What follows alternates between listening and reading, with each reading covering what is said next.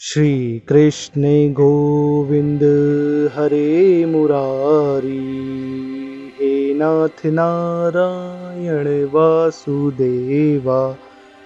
बोलिए श्री कृष्ण भगवान की जय, राधा माधव की जय, पुरुषोत्तम भगवान की जय। जय जय श्री राधे श्याम। प्रिय साथियों, पिछली कथा में आपने तृतीय और चतुर्थ अध्याय की कथा सुनी। आज हम आपको पंचम और षष्ठम अध्याय की कथा सुनाएंगे।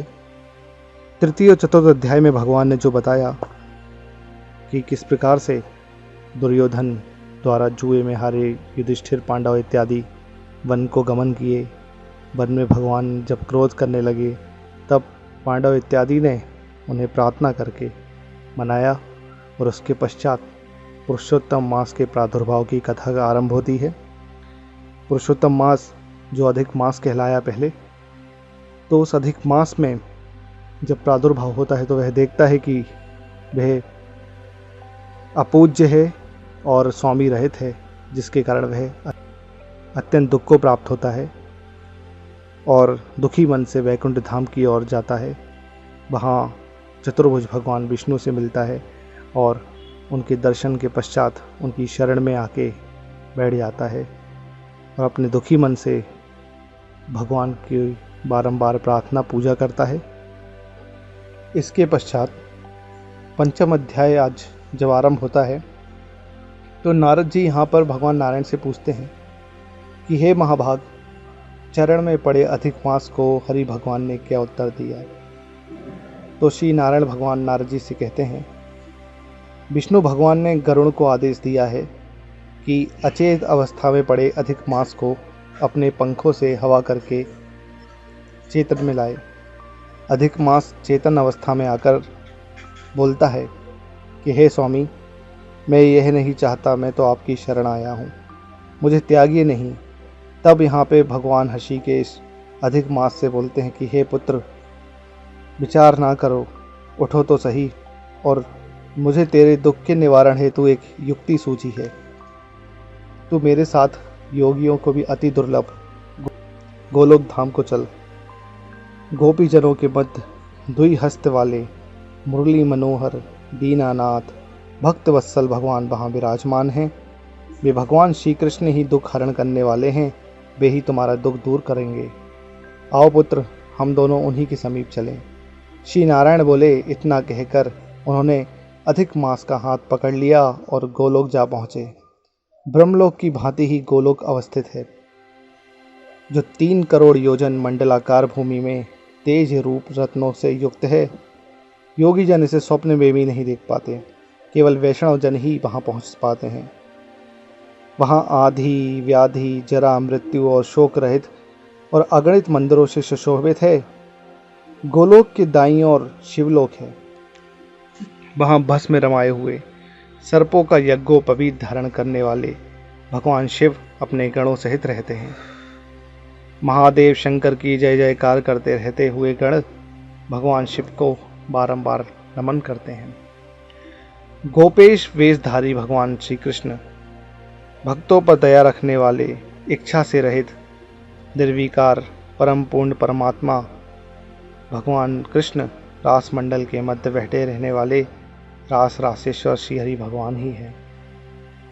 मंगल स्वरूप, मंगलमय, पूजनीय, सब मंगलों के भी मंगल करने वाले, अव्यय, सर्व सिद्धियों के स्वामी, सर्व सिद्धि रूप और सिद्धिदाता, प्रकृति से परे, ईशान, निर्गुण, नित्य विग्रह, नित्य स्वरूप, आदि पुरुष, नित्य स्वतंत्र, एक परमात्मा रूप हैं। ऐसे शांत स्वरूप का तो शांति परायण वैष्णव जन ही कर सकते हैं, और वे ही धन्य रहते हैं। प्रिय सज्जनों, यहाँ तक पंचम अध्याय था। बोलिए पुरुषोत्तम भगवान की जय। हम षष्ठम अध्याय की कथा की ओर बढ़ते हैं। षष्ठम अध्याय में नारद जी भगवान नारायण से पूछते हैं कि हे निष्पाप, भगवान विष्णु ने गोलोक धाम पहुँचकर क्या किया, सो मुझे सुनाइए। तब श्री नारायण भगवान बोलते हैं कि हे नारद, भगवान विष्णु जब गोलोक धाम पहुँचे तो गोलोक में ज्योतिर्मय भगवत धाम को देखते ही उनकी आंखें चकाचौंध हो गईं और नेत्र उन्होंने बंद कर लिए। फिर धीरे धीरे जब नेत्र खुलकर देखा और जब उन्होंने भगवत धाम का दर्शन किया, उसके पश्चात अधिक मास से कहा कि तुम भी मेरे पीछे पीछे चलकर आगे बढ़ो। हरि के द्वारपालों ने उनको देखकर चरण वंदना की है और तदनंतर श्री विष्णु जी भगवत धाम में प्रविष्ट हुए हैं और पुनः धाम के तेज को देखकर उन्होंने अपने नेत्र बंद किए। उन्होंने भगवान पुरुषोत्तम श्री कृष्ण को प्रणाम किया और उस समय श्री कृष्ण रत्न जड़े सिंहासन पर अपनी गोपिकाओं के मध्य में विराजमान थे। रमाकांत भगवान विष्णु ने करबद्ध हाथ जोड़कर उन्हें प्रणाम करते हुए उनसे प्रार्थना की है कि हे गुणातीत, हे गोविंद, हे नाथ, केवल एक अक्षर अव्यय गोपेश वेशधारी कृष्ण को यह भगवान विष्णु वंदना करता है। इस प्रकार श्री कृष्ण महाराज की स्तुति करने के उपरांत उनकी आज्ञा से विष्णु जी रत्न जड़ित सिंहासन पर बैठे और श्री विष्णु जी ने फिर अधिक मास को दंडवत प्रणाम कराया है। तब श्री कृष्ण भगवान ने पूछा, यह कौन है और गोलोक में कहाँ से आया है? रोने का क्या कारण है?